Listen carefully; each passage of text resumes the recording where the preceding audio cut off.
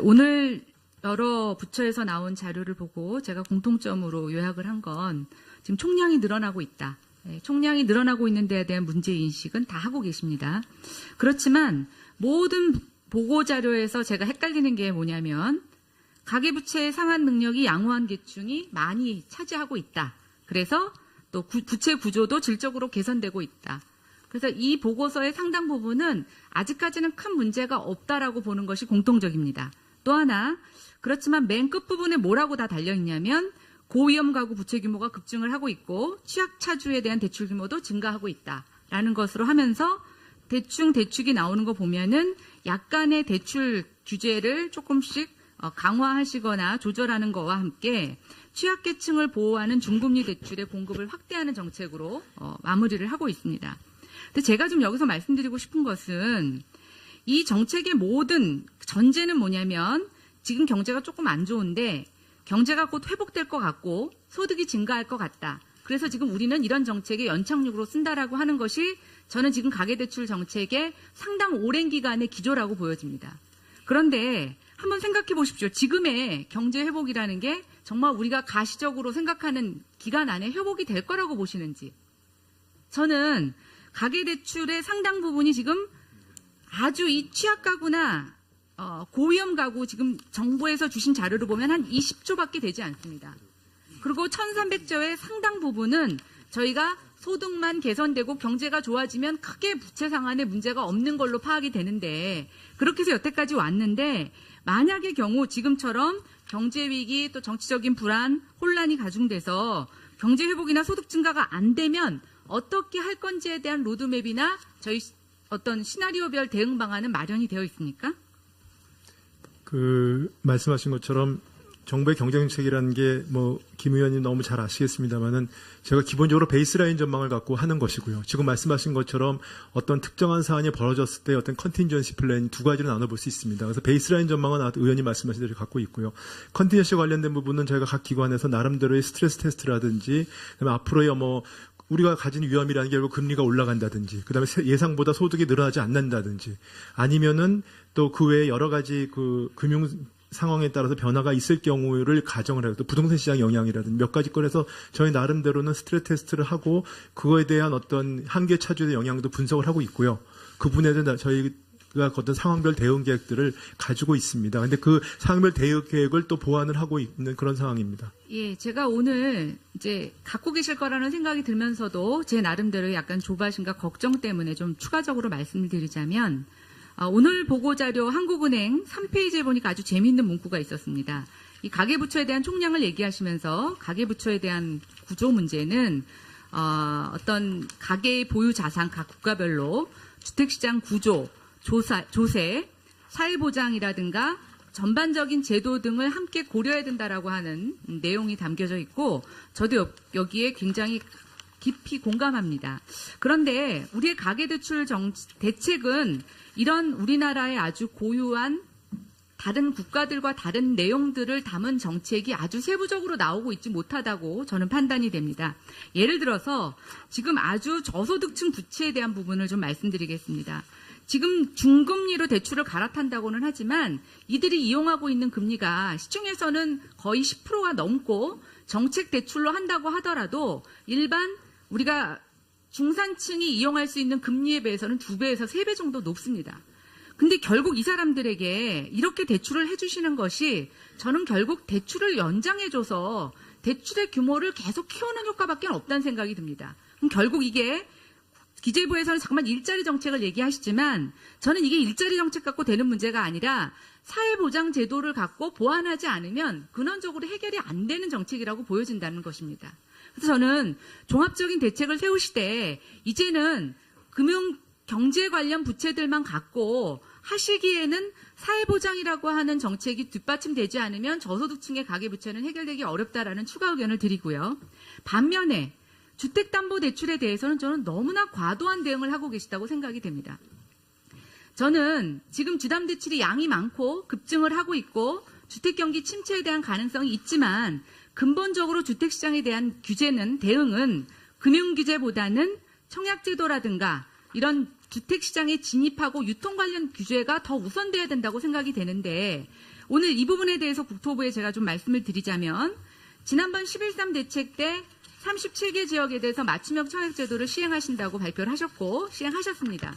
근데 오늘 4페이지에 보니까 2017년 주택법 개정 사항으로서 맞춤형 청약제도를 탄력적으로 조정할 수 있도록 제도 개선을 추진하신다고 하는데 이 두 개의 차이가 제가 뭔지 잘 모르겠습니다.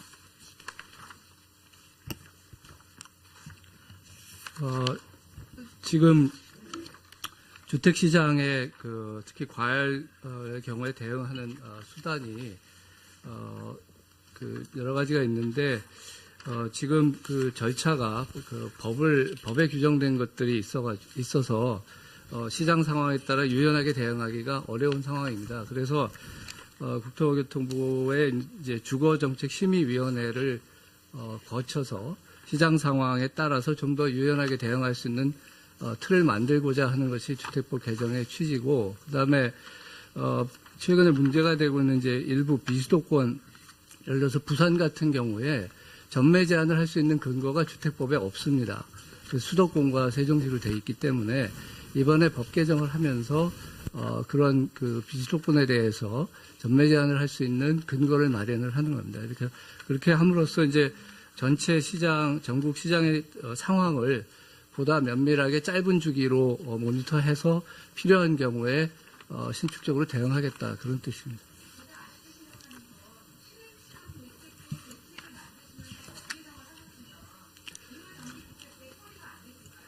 어려웠다고 판단을 했습니다.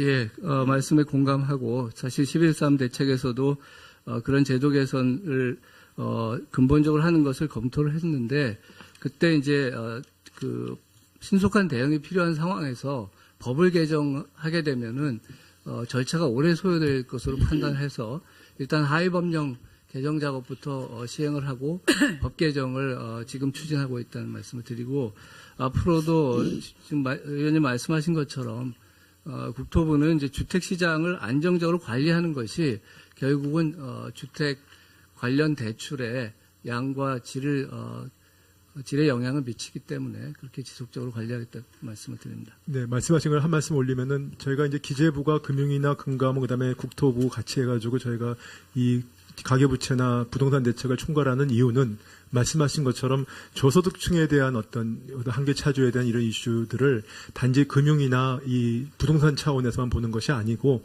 말씀하신 대로 저희가 최근에 1인 가구라든지 그다음 1분위 가구들의 여러 가지 양극화가 좀 심화되는 그런 현상들과 같이 맞물려서 아까 저희가 여러 가지로 말씀드린 맞춤금 급여라든지 근로장려금이라든지 그 외에 사회보장의 어떤 전반적인 것들과 함께 또 일자리까지 포함해서 그런 부분들에 대한 지원과 상황 같이 종합적으로 검토를 해서 저희가 하고 있습니다. 단지 이제 그 속도나 내용에 대해서는 여러 가지 좀 늦다, 이런 미흡하다라는 지적이 있으실 수 있기 때문에 그런 부분들은 같이 감안을 해서 좀 더 강화를 하겠습니다. 대출의 상당 부분이 지금 아주 이 취약 가구나 고위험 가구, 지금 정부에서 주신 자료를 보면 한 20조밖에 되지 않습니다. 그리고 1,300조의 상당 부분은 저희가 소득만 개선되고 경제가 좋아지면 크게 부채 상환에 문제가 없는 걸로 파악이 되는데, 그렇게 해서 여태까지 왔는데, 만약의 경우 지금처럼 경제 위기 또 정치적인 불안, 혼란이 가중돼서 경제 회복이나 소득 증가가 안 되면 어떻게 할 건지에 대한 로드맵이나 저희 어떤 시나리오별 대응 방안은 마련이 되어 있습니까? 말씀하신 것처럼 정부의 경제정책이라는 게 김 의원님 너무 잘 아시겠습니다만은 제가 기본적으로 베이스라인 전망을 갖고 하는 것이고요. 지금 말씀하신 것처럼 어떤 특정한 사안이 벌어졌을 때 어떤 컨틴전시 플랜 두 가지로 나눠볼 수 있습니다. 그래서 베이스라인 전망은 의원님 말씀하신 대로 갖고 있고요. 컨틴전시 관련된 부분은 저희가 각 기관에서 나름대로의 스트레스 테스트라든지 그다음에 앞으로의 우리가 가진 위험이라는 게 결국 금리가 올라간다든지, 그다음에 예상보다 소득이 늘어나지 않는다든지, 아니면은 또 그 외에 여러 가지 금융 상황에 따라서 변화가 있을 경우를 가정을 해서 또 부동산 시장 영향이라든지 몇 가지 건에서 저희 나름대로는 스트레스 테스트를 하고 그거에 대한 어떤 한계 차주의 영향도 분석을 하고 있고요. 그 부분에 대한 저희가 어떤 상황별 대응 계획들을 가지고 있습니다. 근데 그 상황별 대응 계획을 또 보완을 하고 있는 그런 상황입니다. 예, 제가 오늘 지금 그 절차가 법에 규정된 것들이 있어서 시장 상황에 따라 유연하게 대응하기가 어려운 상황입니다. 그래서 국토교통부의 이제 주거정책심의위원회를 거쳐서 시장 상황에 따라서 좀 더 유연하게 대응할 수 있는 틀을 만들고자 하는 것이 주택법 개정의 취지고, 그다음에 최근에 문제가 되고 있는 이제 일부 비수도권, 예를 들어서 부산 같은 경우에 전매 제한을 할 수 있는 근거가 주택법에 없습니다. 수도권과 세종시로 돼 있기 때문에 이번에 법 개정을 하면서 그런 비수도권에 대해서 전매 제한을 할 수 있는 근거를 마련을 하는 겁니다. 그렇게 함으로써 이제 전체 시장, 전국 시장의 상황을 보다 면밀하게 짧은 주기로 모니터해서 필요한 경우에 신축적으로 대응하겠다, 그런 뜻입니다.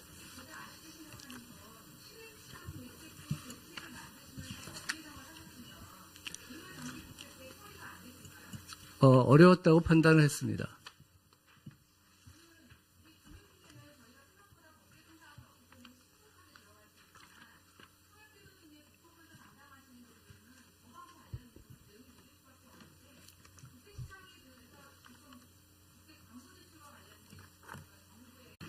오늘 여러 부처에서 나온 자료를 보고 제가 공통점으로 요약을 한 건 지금 총량이 늘어나고 있다. 총량이 늘어나고 있는 데에 대한 문제인식은 다 하고 계십니다. 그렇지만 모든 보고자료에서 제가 헷갈리는 게 뭐냐면 가계부채의 상환 능력이 양호한 계층이 많이 차지하고 있다. 그래서 또 부채 구조도 질적으로 개선되고 있다. 그래서 이 보고서의 상당 부분은 아직까지는 큰 문제가 없다라고 보는 것이 공통적입니다.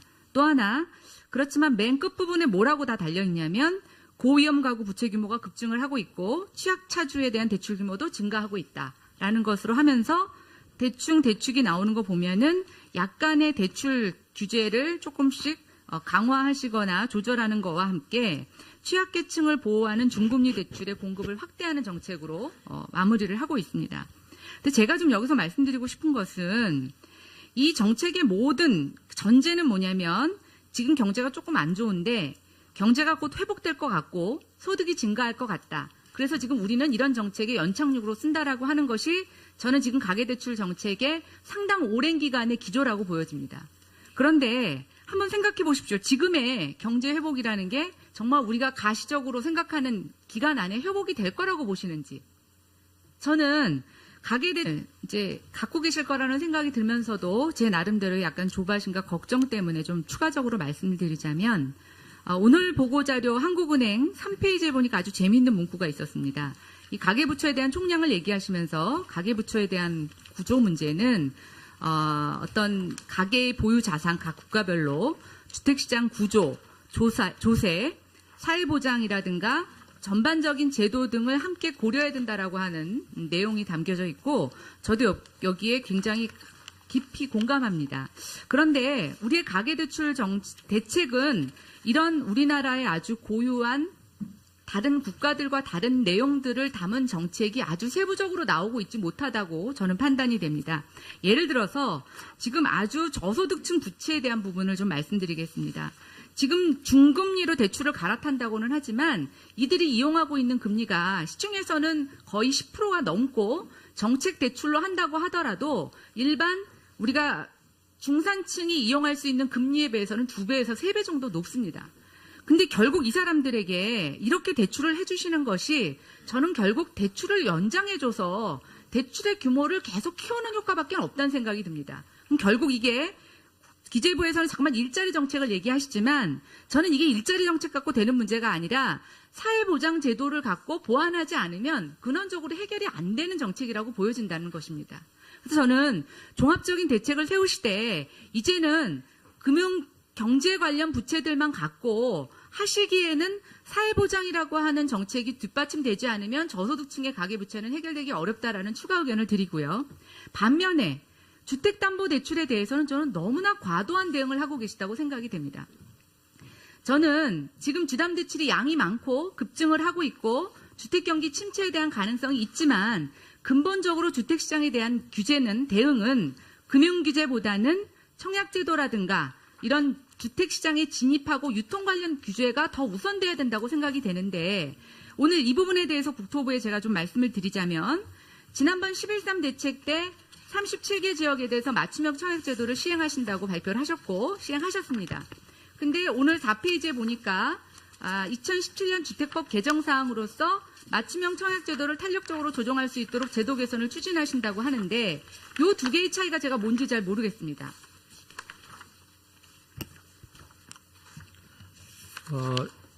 지금 주택시장의 특히 과열의 경우에 대응하는 수단이